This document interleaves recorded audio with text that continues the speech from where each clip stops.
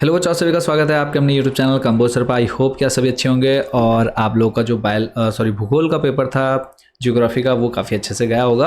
तो complete solution देखने वाले हैं इस वीडियो में और कमेंट सेक्शन में बताना है कि कितने मार्क्स आप लोग के बन रहे हैं। और बाकी अगर आपका कोई सब्जेक्ट रह गया है जो कि अब आपके लास्ट में होने हैं मार्च में जाकर के, तो उसके इंपॉर्टेंट क्वेश्चन आपके जब एग्जाम हो स्टार्ट होगा वो उससे 3 से 4 दिन पहले बाकी सब्जेक्ट के जो है इंपॉर्टेंट क्वेश्चन आ जाएंगे। तो इसका पूरा सॉल्यूशन देखना है हम लोगों ने। और अभी तक जिन बच्चों ने चैनल को सब्सक्राइब नहीं किया, सब्सक्राइब जरूर कर लीजिएगा, क्योंकि हम आपको हर एक चीज़ की अपडेट देते हैं सबसे पहले। तो चैनल को जरूर सब्सक्राइब कर लीजिएगा। तो देखते हैं सॉल्यूशन पूरा आपका जियोग्राफी भूगोल का कंप्लीटली। 70 मार्क्स का ये पेपर था, 3 घंटे आपको मिले हैं। तो पहला क्वेश्चन जो था इसमें, पृथ्वी तथा सूर्य की न्यूनतम दूरी की स्थिति को क्या कहते हैं। तो 4 ऑप्शन थे, तो सीधा सॉल्यूशन पर लेकर के चलता हूँ। तो इसका जो सही ऑप्शन हो जाएगा सी नंबर, उपसौर। अगला था सेकंड नंबर, उत्तरी गोलार्ध में सबसे लंबी रात कब होती है। आंसर बच्चों 22 दिसंबर। अगला है, निम्नलिखित में से किस लक्षण को भौतिक लक्षण नहीं कहा जा सकता। तो आंसर है बच्चों खेत, ऑप्शन नंबर डी। अगला है, निम्नलिखित में से कौन उच्चतम लवणता वाली झील है। तो सी है ऑप्शन नंबर सी, टर्की की वान झील। नेक्स्ट है, निम्नलिखित प्रकार के बादलों में से आकाश में सबसे ऊंचा बादल कौन सा है। तो पक्षाप मेघ। अगला है, सागवान अथवा सागौन के वृक्ष किस प्रकार के वनों में पाए जाते हैं। तो पर्णपाती वन। अगला है, जाड़े के आरंभ में तमिलनाडु के तटीय प्रदेशों में वर्षा होने का कारण क्या है। उत्तर पूर्वी मानसून। नेक्स्ट है, भारत के कितने राज्यों से होकर कर्क रेखा गुजरती है। 8 राज्यों से। अभी कथन कारण वाला था, तो इसमें जो है पहले का जो था 9 नंबर का, ऑप्शन नंबर ए सही हो जाएगा कि ए तथा आर दोनों सही है और आर ए की सही व्याख्या करता है। नेक्स्ट नंबर 10 जो है, नंबर 10 का अगर हम बात करें सही आंसर, तो ऑप्शन नंबर सी सही हो जाएगा कि ए सही है पर आर गलत है। क्वेश्चन नंबर सेकंड था, ब्रह्मांड की उत्पत्ति से संबंधित स्थिर अवस्था संकल्पना का प्रतिपादन किस विद्वान ने किया है। तो स्थिर अवस्था, इसका अगर हम बात करें तो हॉयल ने किया है। कौन? हॉयल। अगला है, पृथ्वी की सबसे आंतरिक परत का नाम बताइए। तो सबसे आंतरिक परत है क्रोड। नेक्स्ट है, अल्फ्रेड वैगनर के अनुसार पेंजिया का क्या अर्थ है। वैगनर के अनुसार पेंजिया का अर्थ है संपूर्ण पृथ्वी है जो एक विशाल महाद्वीप था। अगला है, भारत के एकमात्र सक्रिय ज्वालामुखी का नाम बताइए। तो आंसर है बच्चों बैरन द्वीप पर जो है, और जो अंडमान निकोबार में स्थित है, सक्रिय ज्वालामुखी बैरन द्वीप। अगला है, लंबी तटरेखा होने से भारत को क्या लाभ है। तो लंबी तटरेखा को अंतर्राष्ट्रीय व्यापार के लिए कई बंदरगाह प्रदान करती है। यह मत्स्य पालन, समुद्री संसाधनों और समुद्री मार्ग से कनेक्टिविटी में सहायक है। अगला है, उत्तर भारत की नदियां सदावाहिनी बारहमासी क्यों होती हैं। तो उत्तर भारत की नदियां हिमालय के ग्लेशियरों से निकलती हैं। उन्हें वर्षा के साथ साथ बर्फ पिघलने से भी साल भर जल मिलता रहता है। नेक्स्ट है, भारतीय उपमहाद्वीप से आप क्या समझते हैं। इसके अंतर्गत कौन कौन से देश सम्मिलित हैं। तो यह एक विशाल भौगोलिक इकाई है जो शेष एशिया से पहाड़ों द्वारा अलग है। इसमें भारत, पाकिस्तान, नेपाल, भूटान, बांग्लादेश, श्रीलंका और मालदीव शामिल हैं। अगला है, भौतिक भूगोल का हमारे जीवन में क्या महत्व है, समझाइए। तो यह हमें पृथ्वी के संसाधनों जैसे मिट्टी, जल, जलवायु और खनिजों को समझने में मदद करता है, जो कृषि, उद्योग और मानव जीवन के अस्तित्व के लिए आवश्यक है। नंबर 10 है, वायुमंडल के संगठन से आप क्या समझते हैं, वर्णन कीजिए। तो वायुमंडल गैसों जैसे नाइट्रोजन 78%, ऑक्सीजन 21% है, जलवाष्प और धूल कणों का मिश्रण है जो पृथ्वी को चारों ओर से घेरे हुए है। नंबर 11 था, शॉर्ट क्वेश्चन आंसर आपके यहाँ से स्टार्ट हुए हैं कि स्थल समीर एवं जल समीर का सचित्र वर्णन कीजिए। डायग्राम बनाना था, तो यहाँ पे फिलहाल लैंग्वेज है आपके सामने। जल समीर का है, दिन में स्थल जल्दी गर्म होता है जिससे वहाँ निम्न वायुदाब बनता है, समुद्र से ठंडी हवा स्थल की ओर चलती है।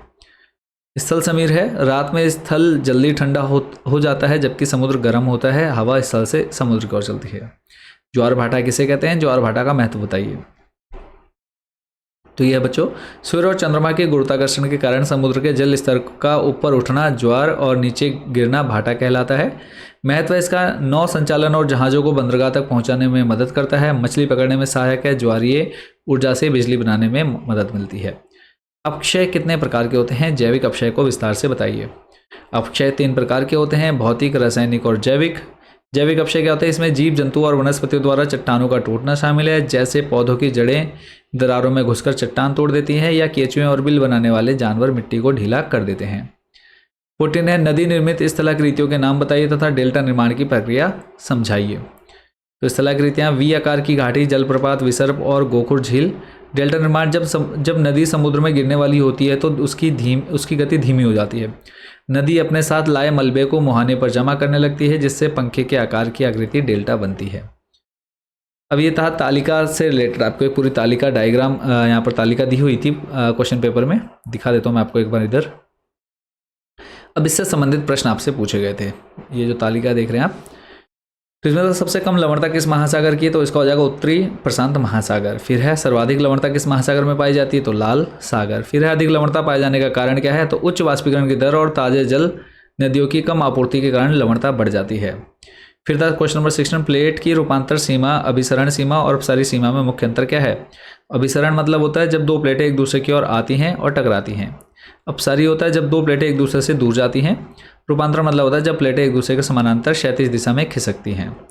डेल्टा और ज्वारनद मुख में अंतर बताइए, क्वेश्चन नंबर 17 है।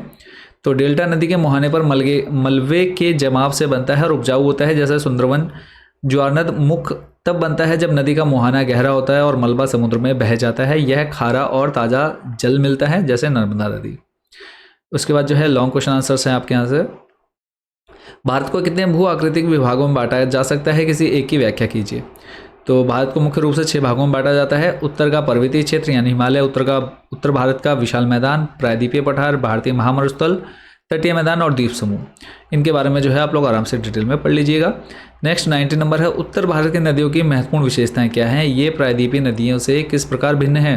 तो उत्तर भारत की नदियाँ क्या है, ये 12मासी होती है क्योंकि ये हिमालय के ग्लेशियरों से निकलती है। इनका मार्ग लंबा होता है और ये विशाल डेल्टा बनाती हैं। और बात करें प्रायद्वीपीय नदियाँ, तो ये मौसमी नदियाँ होती हैं और मुख्य रूप से वर्षा पर निर्भर करती हैं। ये पुरानी और कठोर चट्टानों से बहती हैं, इसलिए इनका मार्ग निश्चित होता है और ये कम विसर्प बनाती हैं। अब था आपका केस स्टडी क्वेश्चन। इसमें था नमामि गंगे परियोजना कब प्रारंभ हुई, तो जून 2014 में। नमामि गंगे परियोजना के 2 उद्देश्य बताइए, तो प्रदूषण के प्रभाव को कम करना, दूसरा है गंगा नदी का संरक्षण और कायाकल्प करना। नेक्स्ट है नमामि गंगे परियोजना के मुख्य स्तंभ बताइए, तो सीवेज ट्रीटमेंट, नदी सतह की सफाई, वनीकरण, जैव विविधता और जन जागरूकता। फिर है मानचित्र से संबंधित, तो यहाँ पे हम सीधा इनके आंसर देखेंगे। बाकी डायग्राम आप लोग को, डायग्राम कह रहा हूँ, पूरा इंडिया का जो मैप है वो आपको मिला होगा, उसमें आप लोग को बस ये स्थान पता होने चाहिए थे। तो भारतीय महामरुस्थल यह है राजस्थान का थार मरुस्थल क्षेत्र। ब्रह्मपुत्र नदी है, तिब्बत से अरुणाचल और असम होकर बहने वाली रेखा। 400 सेंटीमीटर से अधिक वर्षा वाला क्षेत्र, तो यह है मेघालय का मासिनराम और पश्चिमी घाट का तट। पर्वतीय वन जम्मू कश्मीर, हिमाचल और उत्तराखंड के हिमालयी क्षेत्र। नंदा देवी जीवमंडल नीचे, ये उत्तराखंड राज्य में है। चक्रवात आपदा क्षेत्र ओडिशा और आंध्र प्रदेश का तटीय क्षेत्र। लक्षद्वीप है अरब सागर में स्थित छोटे द्वीप समूह। कोरोमंडल तट है तमिलनाडु का तटीय भाग। बंगाल की खाड़ी है भारत के पूर्व में स्थित सागर। अंडमान और निकोबार द्वीप समूह बंगाल की खाड़ी में दक्षिण पूर्व में स्थित द्वीप। तो ये था बच्चों कंप्लीट सॉल्यूशन आपके जियोग्राफी भूगोल क्वेश्चन पेपर का। तो आई होप आपने इस पूरे पेपर को बहुत अच्छे से किया होगा। बाकी कोई डाउट, कोई क्वेश्चन आपके मन में रहेगा तो कमेंट सेक्शन में आप लोगों ने पूछ लेना है। जो बाकी सब्जेक्ट्स रहेंगे उनके इंपॉर्टेंट क्वेश्चन अब तब आएंगे जब आप लोग के एग्जाम होंगे। और अभी से क्या करना, आप लोगों ने क्लास 12 की पढ़ाई स्टार्ट कर देनी है, क्योंकि आपको पता है जो एग्ज़ाम हो रहे हैं 12th वालों के फरवरी में, यानी फरवरी में ही आप लोग के जो है फरवरी में ही आप लोग के एग्ज़ाम स्टार्ट हो जा रहे हैं। तो आपको आपका जो सेशन स्टार्ट होना चाहिए 1 फरवरी से स्टार्ट हो जाना चाहिए ना। बट अभी क्या होगा, आपका मार्च और उधर 1 अप्रैल से, मार्च अप्रैल सीधा सीधा ये समझ लीजिए 1.5 से 2 महीने आपका सेशन लेट हो जाता है। तो आपने अभी से जो गैप है इसी के बेस में आप लोगों को स्टार्टिंग कर देनी है, बुक्स वगैरह अरेंज करके आप लोग ने पढ़ना स्टार्ट कर देना है। बाकी सभी बच्चों को क्लास 12th में पहुंचने की बहुत बहुत बधाई और सभी बच्चों को ऑल द बेस्ट है, अच्छे करियर अच्छे फ्यूचर के लिए। तो मिलेंगे बहुत जल्द नेक्स्ट वीडियो में। और अभी तक जिन बच्चों ने चैनल को सब्सक्राइब नहीं किया, सब्सक्राइब जरूर कर लीजिएगा। Thank you so much for watching this video.